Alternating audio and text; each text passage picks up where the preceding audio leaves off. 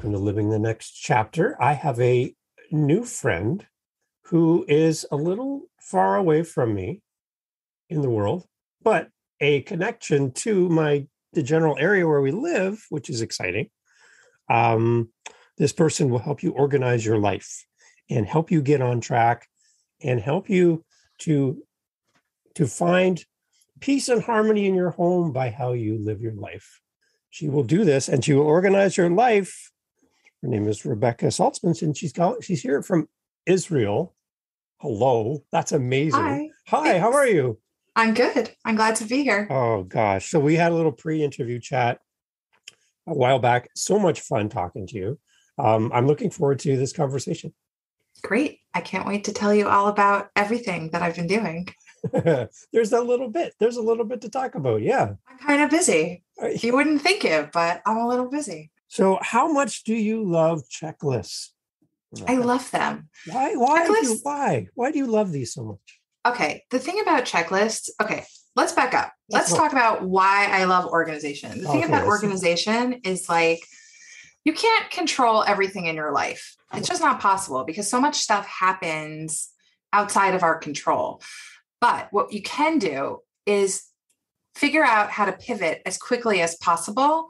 And the checklists keep us organized and enable us to pivot when we have to. And I think that that's really the key. Like we can't control everything all the time because there's so much outside of our control, but checklists help us manage and make a really good roadmap for where we want to go and enable us to not forget anything and keep us on track, even when we do need to be flexible and pivot. Because if you know like what's on the map, you always know what can come off. And I think that that's like if you have a clear picture of the map, you can see where can I take a detour, right? Mm-hmm. And I think that that's really, really important because so much of the time it's like, I don't know what to do next. Yeah. And checklists and guides, they keep us in check and they allow us to see where the next leg of the journey is. And I think that that is super helpful. And that's why I love checklists because they're just awesome. Even the most organized person who would claim to be organized can get thrown off by a life event, right? And it can throw you off your game and you start missing things and things start to fall apart. So yeah, the checklists are definitely important. And that's why you include them on your website. So I do. Is there something that happened that kind of spurred you to create these checklists and be organized? Because you have a business about organizing people, but organizing steps and things like this. Is there something that kind of sparked all this for you? Okay, so my business is called Balagan Begun, and Balagan is the Hebrew word for chaos. Ooh. And so I thought it was really cute and clever. It's like chaos begun, right? So I like it. What I was finding about my clients is that when push came to shove, not only did they not know what to do, but they didn't know how to organize themselves. So what I found was that the checklist was just the easiest way to manage everything. So meal planning checklists, packing checklists, in the Jewish realm, preparation for Shabbat and Jewish holidays. All my clients just needed that because all the questions I was getting was like, what do I do? Yeah. And I was like, well, what's easier to help someone than making a checklist, right? Because for most of the tasks that we do, we're doing the same thing all the time or consistently. And even if you think about how you meal prep for yourself or how you send emails to somebody, or I don't know, it doesn't matter if you have a business, if you work for somebody else, or things that you do like in your private life. When you have a checklist, a standards to follow, it makes it easier to make sure that you didn't forget anything. So think about it from like the perspective of if you're going on a trip, if you create a packing list and you know everything you need, you're not going to forget anything. Now, if you left something off the list, fine. Yeah. But the idea would be that over time, you would build a list that you need for every time you go away, things that you like to pack with you. Mm-hmm. And over time, you'll just recreate this list over and over again. And then you don't have to start from scratch every time, which is a huge time saver. But also it helps you when you're repacking your stuff at the end of the trip. I mean, not so much with your clothes and stuff, let's say, but just to make sure you got all your chargers and your medicine and everything back into your bag, because how many times did you forget something at your destination, right? So checklists just, I think, really give us a really amazing tool to not only stay organized, but just as a way to allow us to feel in control, but they also allow us to check ourselves, basically, because, then you don't have to keep it all in your mind. If it's down on paper, it's there in front of you and you can look at it and you can refer to it. And the great thing about checklists is you can hand them off to somebody else. True. So if there's a job that you can't complete, you could be like, I can't do this, but here's exactly how to get it done. You just walk through the steps and every step, just check off when you're done and move to the next step. How easy is that? It can be applied to so many different things in life, right? Don't you wish your wife handed you a checklist all the time?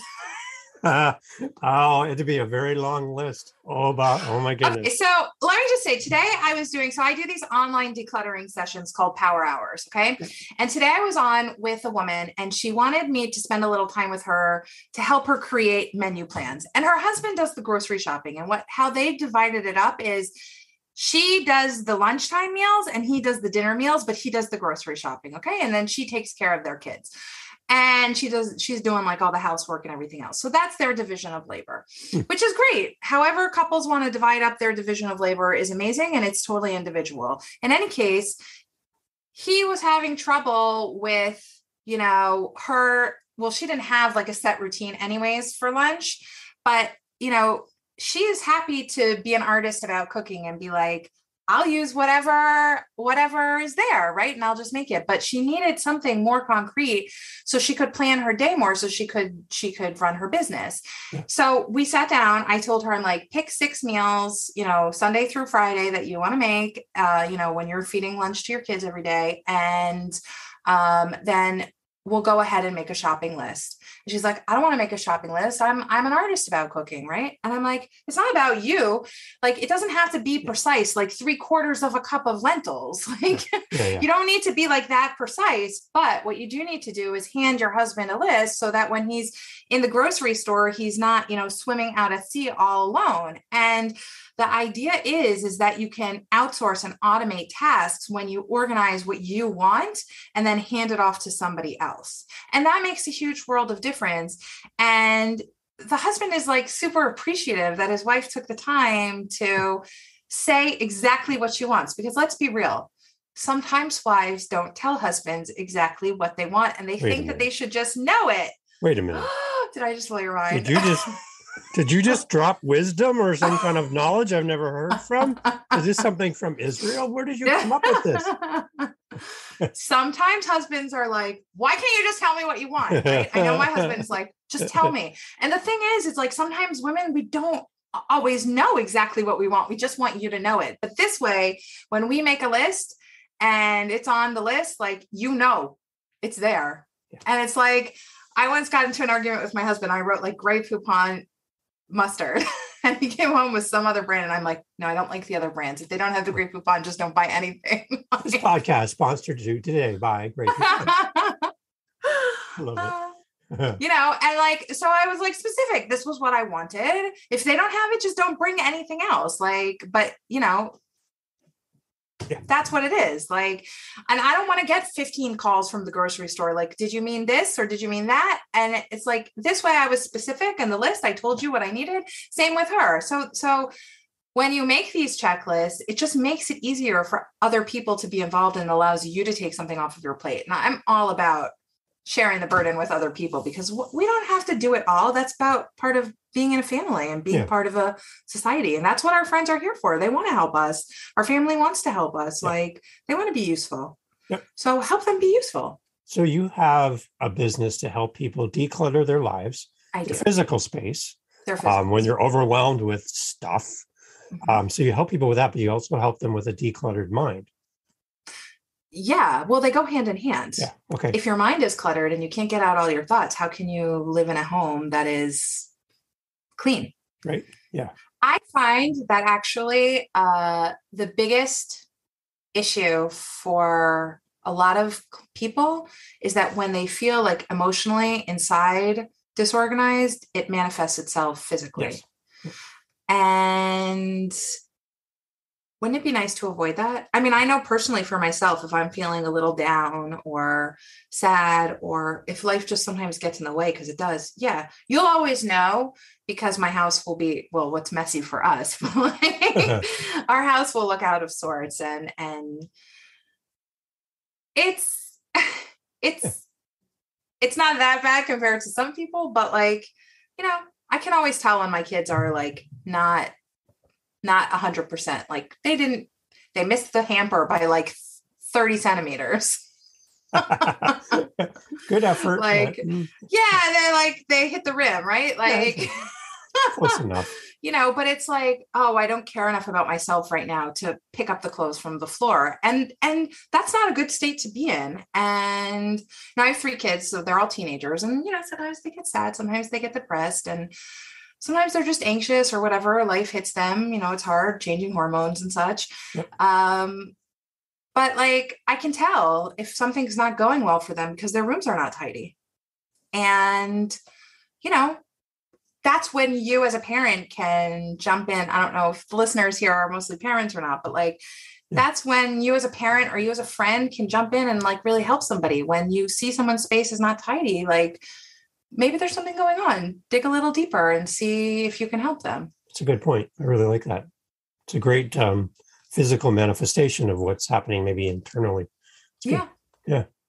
Amazing. So let's talk about the book, which is coming out June 16th, Organized Jewish Life. Yeah. Can we touch on the importance of your Jewish faith, your heritage, and how that translates and why that's important in this book, so that people kind of see the bridge between the two? Okay. So when my mom passed away in June of 2020, yeah, we had known she had stage 4 cancer, and we knew that it was coming. It was only hastened because in the end she ended up getting coronavirus, but sadly. But when push came to shove, I had read books about how to manage Jewish mourning, which is called Shiva. So we have a 7-day immediate mourning period after the burial, and then we have a 30-day lesser mourning period. And then for a parent, we continue to be mourners for a year. Wow. And so there's an extended mourning period for spouse and siblings and children. It's a lesser mourning period, but nevertheless, that was a situation for me. And normally I would have had the collective wisdom of my family to manage sitting Shiva with, except for that, because of coronavirus, I wasn't able to leave Israel, and my parents and my sibling, or my father and my siblings, live in the US. And so I wasn't able to be with them during that time. So my husband thankfully has both of his parents living and had never experienced this in like the up close kind of personal way either. And so even though I like knew what to do, and we knew what to do, like in theory, we didn't know what to do in practice. Like, how do you prepare for this situation? So a mourner in Jewish law is not supposed to do anything for themselves. And the community is supposed to take care of them. So like, I needed all of these things. You're supposed to sit on a low chair. You're supposed to not cook your own meals. So people were supposed to bring us meals. You're supposed to rent your garment, make a small tear in your clothing, all these different things that you're supposed to do that like I knew about in theory, but like in practice, like I said, I just didn't know how to do them. And so after the 7-day mourning period, I said to my husband, wouldn't it have been so much better if I could have just handed you a checklist? And he's like, yes, it would have been.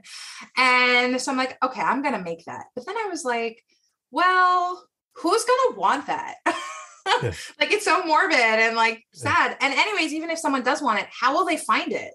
Right? Like, it's just going to die in the abyss. That's the internet. So I thought about it, and I'm like, well, you know what? I've never really seen a book that deals with how to manage practically in the Jewish life cycle. And as I was going through, I was like, well, the number one question that I get is, how do you prepare for Jewish holidays? So as I was writing, I was like, okay, we'll have one section for Jewish holidays and one section for the Jewish life cycle events. And then the third section, which is really applicable to almost anybody, which I called adulting, which is like all the things that you don't think about when you're just starting out in the world. Do I need renter's insurance? What do I do if I have a car accident? Like all that practical things that your parents are supposed to teach you, but maybe they are not around anymore. They never taught it to you for whatever reason. So it's like a guidebook for like how to deal with these things that come up.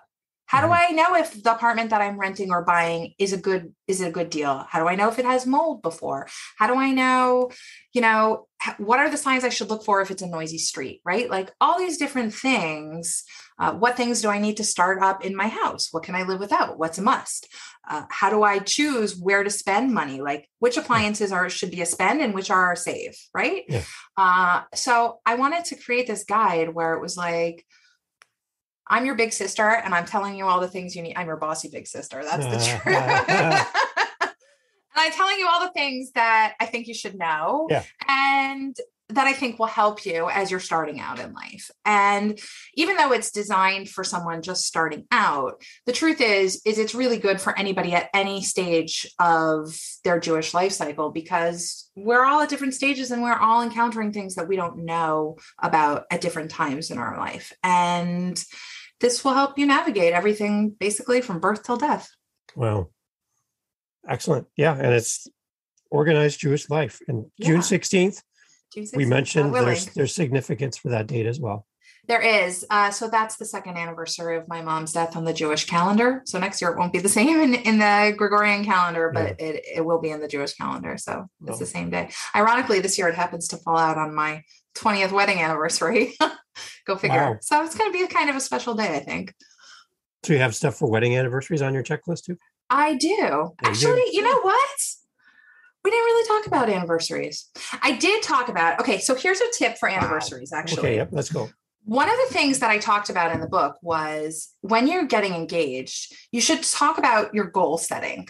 And what my husband and I like to do actually on our anniversary is see where we are and where we want to go. So make sure we're like we're in the same map, Yeah, that makes sense. We want to make sure our destination is the same. So we take stock. Okay, this year this happened less, versus what we had hoped would happen. And maybe this is where we want to channel some of our energy and some of our money. These are my new goals. Like I've already started thinking about the next book I want to write and mentioned it to my husband already. And he's like, ooh, maybe you should just hold off till this one's done. But anyways, so like those are the things we talk about. So use your anniversary as like as a way to set your goals and as a way to look back and see how far you've come as a couple. And I think that is actually a really, really great way. It doesn't sound so romantic, but actually it is, because if you guys aren't on the same page, then it's not going to last very long. No. Yeah. And it just adds another layer to your communication when you can talk about stuff and plan. Yeah. Yeah. It's a great day to look back to and remember. Yeah. And like, it might not go as planned. How long have you been married? We are in 28. Whoa. Oh, wow. Okay. So 28. You didn't know that was going to be bad, but glad that you know. Wow. My wife is so lucky. That's all I can say. She's so lucky. Anyways. I'm sure she feels that way. I'm sure she feels that way. Insert Jen now. Okay. Yeah. So she says yes. It's hilarious. No, but like, it's just a nice way to see where you're going. Yeah. And I mean, are you guys, you're empty nesters now? We are. Our 3 kids are gone. We have all this space. Right. So it's like, okay, so what's the next step for you? Right. Yeah, right. And this is like a really great time to figure out what are your next steps? Where do you guys want to be in 10 more years or 5 years or even just next year? Like, and I think that that's a really nice way to say, I love you, because it's like, okay, I'm planning on our future still, even after all this time. And so definitely I do talk about that in the book. I think it's important that even if you don't have the same goals, to just figure out how you can each help each other get to your own particular goals. So it's just a good time to reassess your own personal goals as well. So in your book, Rebekah, is it designed specifically for a Jewish audience, or can anyone get something that they can apply in their life from this book? I think especially in section 3, for sure, anyone could apply anything to their life. It is designed for someone who wants more information about leading a Jewish life. Okay. It's really designed for like someone who's new to Judaism. There's glossary, there's checklist, all the words that we use that we say in Hebrew or in Yiddish are translated. And like, it's really a lower point of entry for someone who just wants to learn and understand Jewish customs. Great. And it's going to be available on June 16th. But it's also, there's something available online right now. Right. So there's a tandem. It works in tandem. There we go. An actual planner, like a diary that you can use to, it's funny. I don't know. Do Canadians use the word diary? Not as like a journal, but like as a planner. Yeah. Well, we would call it a calendar, I guess. But like a personal calendar, right? Yeah. So in Israel, the translation is really like a diary, and I think the English use that too. Anyways, it's a planner. It's a Shabbat and holiday planner to help you plan every week your menus, your guest lists, all the pre-holiday and Shabbat prep work that you need to do, just things you need to check to make sure that are getting done every week. Because I don't know if you know this, but Orthodox Jews, we don't turn on lights on Saturday, but we do use like timers. So you have to set that like prior to Shabbat starting. So like just a reminder, to turn off the light in the fridge or put the timer on or whatever you need to do, put the hot water on, right? Like, so all these different things that are standards and standard weekly practices that happen, or standard pre-holiday practices, I put in a checklist. So all you have to do is run through the list. Of course, every family is different and has different standards, but you can amend the list however you want. There's space to add your own. But the idea was to help you get your guest list and your menu planning done for Shabbat and Jewish holidays. And that's available right now. It's called the Organized Jewish Life Shabbat and Holiday Planner. Super simple. Easy. Yeah. I had the opportunity of being in New York City and in the Jewish area. And oh my gosh, it's like you stepped into another world. And I was Which area were you in? I was in Bushwick and Brooklyn. Okay. In that area. And so when I was there, my friend who lived there took me around and showed me around, and he brought me into the community. And at one point, everybody was just gone, and I'm like, "There's nobody here." Like I felt like I was. Was it Friday afternoon? Yeah, it was like a movie set. Okay, so I'll tell you this: if you ever come to Israel, it's always best to try not to plan your arrival for Friday or Saturday, because a lot of the streets are the major highways are running, but like in certain neighborhoods, a lot of the streets are closed to cars on Saturday. And that's our Sabbath. And so if you're in a Jewish neighborhood, like we just want to be quiet then. So it's amazing. So if you're planning a trip to Israel, for sure, reach out, but also try to plan your arrival for like Thursday or Sunday or some way in between, but not Friday and Saturday. Not Friday. Yeah. Also, a lot of the restaurants are closed. Businesses shut down Friday afternoon. Yeah. So it was a culture shock. Yeah. Right. But I wasn't expecting it. Like I wasn't even thinking of what day it was, to be quite honest. I was just it's a day. I'm just doing my day. And then it's like, where is everyone? But it's nice. It's peaceful, right? It's not like so amazing. I'm like, am I still in New York? Like, how is this so quiet? Where is everyone? It's not 4 a.m. in Times Square. I love history. I love the Jewish culture. And it's amazing. So to speak to you and to have time with you is just amazing. And I hope everybody goes and buys the book. Thanks. I hope so too. I hope everyone goes to your website. We'll put all the information in the show notes. But this is Rebekah. And, to speak to somebody in Israel today, you've started my day off great. It's for me, it's like 9 a.m. What is it for you? 4:30. 4:30. So. It's the end of my day, but that's okay. It's still sunny here. It's still nice out. It's not Friday, is it? It's not Friday. Okay. But the thing about here is Sunday is a regular working day. So Sunday you can go anywhere and do anything. Oh, well, there you go. Yeah. The things you've learned. Yeah. I hope everybody learned something today. It's amazing. Okay. Well, we're going to have you back on some other podcasts. So we're looking forward to that as well. So we'll make sure we put links to those in because we need a little bit more Rebekah in our life. So thank you. Thanks, everybody. Thanks, Awesome. Dave. Thank you for your time.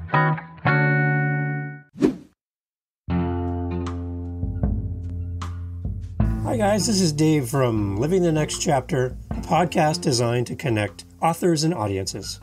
We're always on the lookout for our next interview. If you're an author, a publisher, and you have a book, whether you're just starting, whether you're halfway through writing, or it's all done and you want to tell the world, that's why we're here at Living the Next Chapter. Get in touch with us through livingthenextchapter.com, contact us, and let's set up some time together to discuss your book, to discuss your project, and how we can get you on the show. My name is Dave, and I would love to speak to you. So go to livingthenextchapter.com, and let's get over there together and discuss all the great things that you're up to as an author, as a publisher, and let's grow your audience together. Join us on livingthenextchapter.com for great authors and an audience that's eager to hear about what you're up to as an author and a publisher. Contact us today and let's get your book out in front of others. Thanks for listening, and we'll see you on the next one.